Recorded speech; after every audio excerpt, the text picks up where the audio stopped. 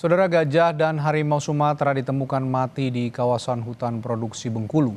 Kematian dua satwa ini diduga terkait perambahan hutan masif di kawasan Benteng Alam Seblat. Dua jenis satwa yang dilindungi ditemukan mati di kawasan hutan produksi Bengkulu.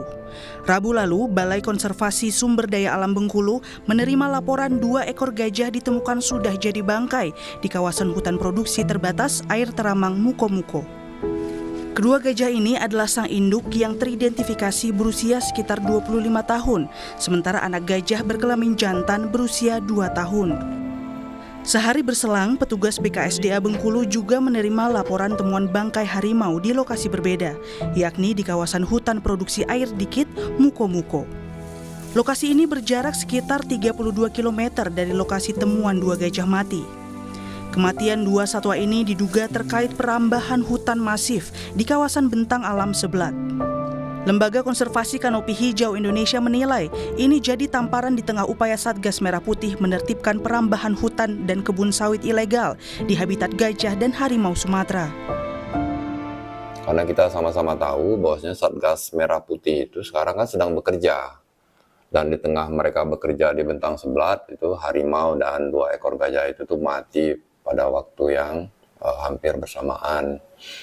Saya mau bilang sebenarnya tim Satgas ini sepertinya itu dia diremehkan oleh orang-orang yang melakukan tindakan kejahatan atas matinya 2 jenis satwa yang dilindungi di Bentang Seblat. Polda Bengkulu masih menyelidiki penyebab kematian kedua satwa ini, menunggu hasil uji sampel dari BKSDA.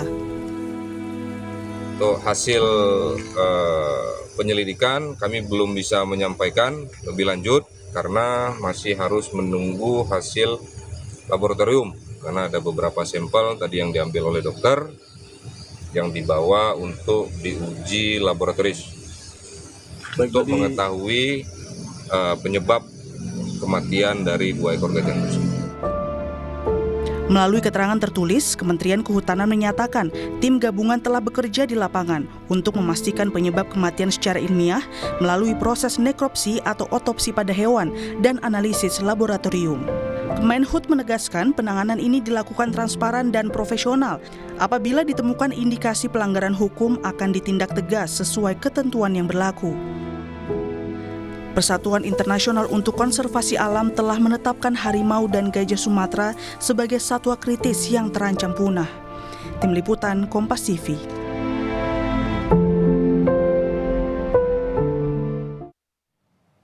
Di tengah gencatan senjata dengan Iran tanpa batas waktu, Presiden Amerika Serikat Donald Trump memperingatkan bisa menyerang jika Iran berperilaku buruk.